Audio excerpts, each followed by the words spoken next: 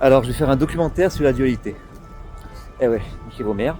Alors, ça va peut-être la dualité mathématique, hein, parce que bon, je n'ai pas votre temps. Et ça, c'est un pré-documentaire, une note. Alors, je vais noter, par exemple, les idées de dualité qui me viennent. Alors, est-ce que je noterai l'idée finale? Spoiler alerte, il y aura un ordre. Il y aura qui sera un ordinal. Bref, je dis ça pour m'en souvenir, au cas où je ne me souvienne plus. Parce qu'en général, ce que je fais, ce que j'en souviens, et pour preuve que je fais un truc hyper long juste pour une petite note. Et là, la petite note, c'était, spoiler alerte, ordinal était l'indication, que je m'en souvienne plus, mais je m'en souviendrai. Ok, bon. Dualité, donc des exemples de dualité. Par exemple, en géométrie, quand je prends un triangle, ici, qui a une certaine forme, je m'intéresse à la forme du triangle juste. C'est-à-dire en fait que finalement si je multiplie les longueurs, si je fais une transformation si je fais une homothétie de rapport positif, c'est le même triangle, d'accord? Donc dans ce cas-là, si je prends par exemple le triangle des milieux, ça fait un autre triangle, et bien qui est inversé du point de vue affine, on va dire. Et quand je reprends le dual du dual, ça me redonne le même truc. Donc le dual, ça doit être une évolution, c'est sûr, mais là je suis déjà en train de faire le documentaire. Donc déjà lisser les dualités, il y a cette dualité-là, il y a la dualité. Donc par contre, si on se considère l'équivalence à homothétie près, indépendamment du rapport positif ou négatif, là les deux triangles sont égaux, hein, puisqu'ils on passe d'une homothétie à l'autre, bon, de rapport -1, mais peu importe. Deux triangles non égaux, une autre dualité, ce sera la dualité médiane côté. Donc quand je prends un triangle, eh bien je peux, je regarde par exemple ces longueurs, ces trois longueurs me donnent avec un ordre, avec un ordre de parcours, me donne un triangle unique. Si je prends le symétrique, ça m'en donne un autre, mais là c'est encore une autre dualité, c'est direct, indirect. À ne pas confondre avec la première dualité, rapport d'homothétie -1. Donc déjà il y a plusieurs dualités. Et la dualité donc médiane côté, oui c'est un peu fouillis, mais là on a trois dualités qu'on a abordées. Oui, parce que pourquoi la dualité médiane côté est une dualité? Parce que quand je prends les médianes et que je refais un triangle avec la longueur des médianes en conservant le même ordre, c'est-à-dire que la médiane liée à un côté, s'il y a un premier côté, deuxième côté, troisième côté, il y a la médiane, le triangle du même ordre, dans le même sens. Ça va être la médiane ici du premier côté qui touche le premier côté, le milieu du premier côté, la médiane qui touche le deuxième côté, le troisième. Bon. Donc dans ces cas-là, eh bien on va avoir que le triangle des médianes, ça va être le même à une homothétie près. D'ailleurs l'homothétie est-elle directe ou indirecte? Ça, je ne sais pas, je dirais qu'elle est directe, oui. Je dirais qu'elle est directe, non indirecte. Bon ça on verra.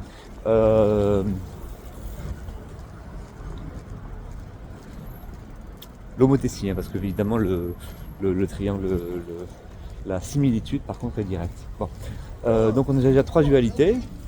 Donc oui, qu'est-ce que je disais? Donc la dualité médiane côté, c'est-à-dire qu'on aura un rapport d'homothétie qui sera donc je pense direct de 1/3, hein, quand on retombe sur 1/9, quand on retombe sur l'autre, 1/3.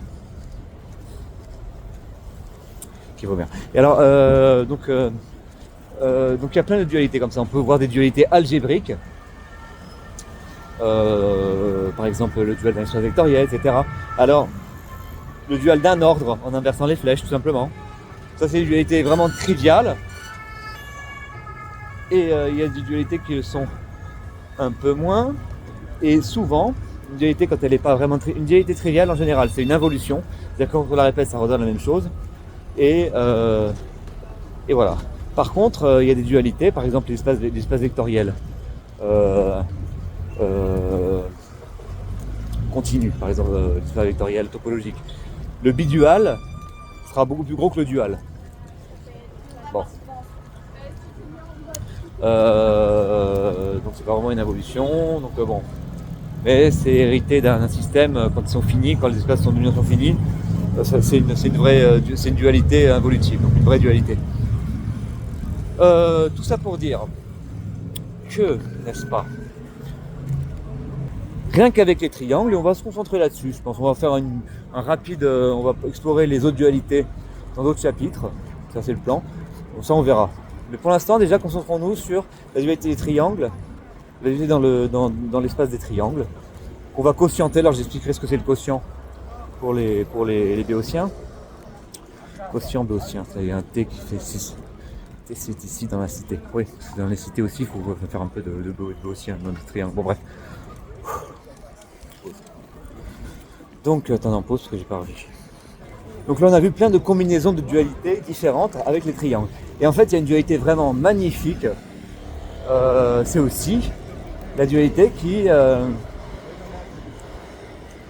Alors, oui, parlons de algébrique justement. Oui, finalement, oui. Je savais que j'allais me faire mentir.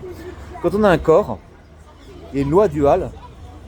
On peut toujours imaginer des lois, fabriquer des lois en changeant le...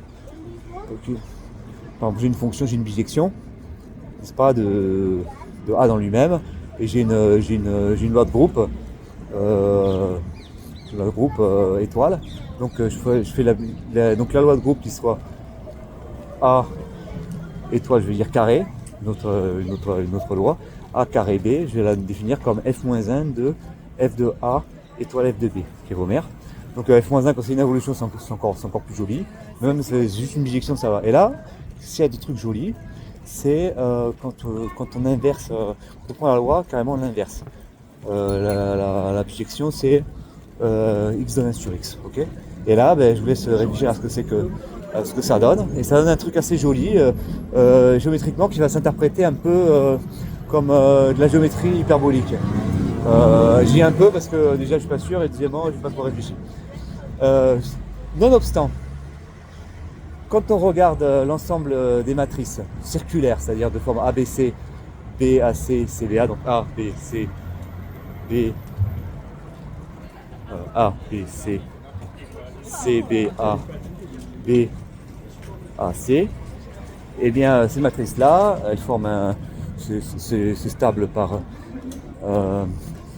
c'est interne, la loi de multiplication est interne, et si on propose que la somme fait 0, eh bien on a un truc intéressant, un truc marrant.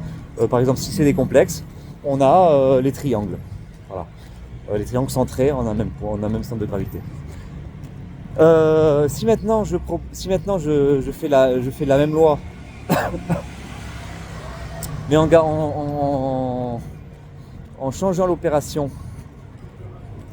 en plaçant encore des matrices, mais avec l'opération, la nouvelle opération, ça donne exactement la même chose, puisque c'est isomorphe. Mais par contre, maintenant, si je me mets à mélanger les opérations, c'est-à-dire de faire le produit, de garder les... Enfin, de pas transformer les x en 1 sur x, mais de garder la même loi. Alors là, c'est moins évident que ce soit un isomorphisme. D'ailleurs, c'en est pas.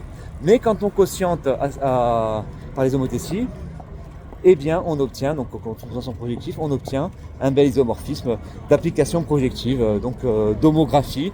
N'en déplaise aux amoureux du langage français la coordination. Pourquoi je dis homographie? Parce que ça marche dans R, mais ça marche aussi dans les complexes. D'ailleurs, c'est ce qu'on avait dit à un moment. Donc ça marche dans tous les corps. Et qu'est-ce qui marche dans tous les corps? C'est l'homomorphisme, le morphisme magique, projectif, n'est-ce pas? Et c'est pas là où je veux en venir, pour la fin. Le morphisme magique, mais ça c'est très important pour la géométrie des triangles. Et un morphisme magique, je me rends compte il n'y a pas très longtemps, enfin je savais que je l'avais bien rendu compte de cet isomorphisme, hein, mais pas à quel point il était magique. C'est donc l'ensemble des matrices circulantes, que je définis là avec ABC, B, C, B, machin. Je mets la condition x plus y plus z égale 0. Et mon application, qu'est-ce que c'est? Ça va être l'application qui a une matrice. Je lui associe la matrice qui inverse les coefficients terme à terme. D'accord? De 1. Je suis cette matrice. Et en fait, je remarque que, donc j'appelle ça f l'application. Je remarque que f de A fois B est égal à f de A fois f de B. Génial. On n'est pas censé avoir ça. Si on compte la dimension, on n'aura pas ça. F de A fois B égale à F de A fois F de B à une constante multiplicative près qui vaut la norme de ABC, qui sont la norme de A plus B plus C, dans la norme du vecteur ABC. Rappelons que A plus B plus C égale 0. Donc si la norme est 1, on a l'égalité fonctionnelle de type morphisme. Alors c'est pas un morphisme parce que c'est pas interne, parce que quand on multiplie deux trucs de norme 1, on pas un truc de norme 1, que cela ne tienne, c'est le truc magique qui est entre les deux. Alors je vais dire bonjour aux copains, donc faire une petite pause. Ouais, non, pas la pause. Ça mon ref?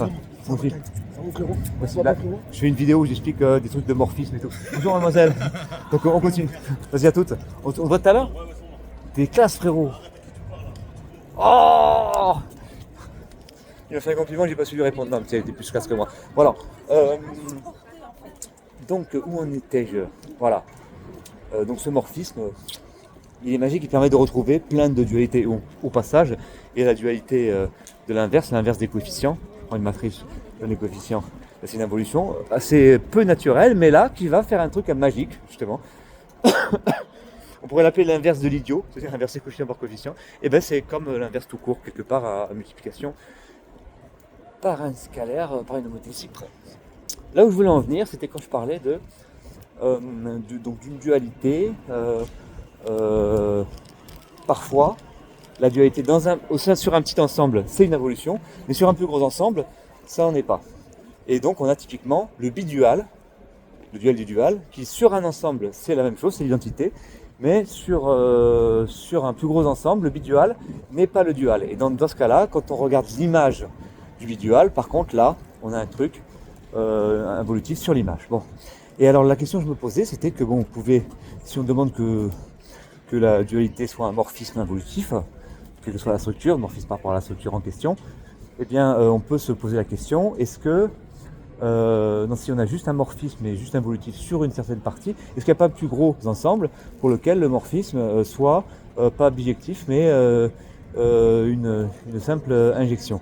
Donc dans ce cas-là, eh bien à partir de quand le bidual, le tridual, le quadridual, à partir de quand alors ça peut être de façon impaire, c'est-à-dire que là si c'est décomposé du bidual, ce sera la dualité appliquée un nombre pair de fois. Donc on peut se demander à partir de quand on a une injection. C'est-à-dire à partir de quand l'image est stationnaire par l'application de image associée au morphisme. Donc là, j'appellerais ça l'ordre de la dualité. Alors il se peut, par exemple, prenez des polygones, prenez le milieu des polygones. Je pense que là, pour le triangle, c'est direct. Pour les quadrilatères, je suis pas sûr, mais je pense que dans le cas général, l'indice de dualité, il n'existe pas. Le nombre tel que quand je l'applique un certain nombre de fois, ça devient sur l'image, ça devient donc le bidual devient l'identité. Là, je crois qu'il n'y a pas, dans certains cas, donc dans beaucoup de cas, d'ailleurs ce ne sera pas donc un bon dual, un bon candidat pour le dual. Et dans ce cas-là, eh bien, on va prendre par contre une limite. Là, ça va attendre. Si on prend la limite, ça va marcher. Donc là, dans ce cas-là, l'ordre sera un ordinal. Donc là, par exemple, typiquement, oméga 0. Allez, on termine là parce que c'est juste la note finale que je voulais. Pim!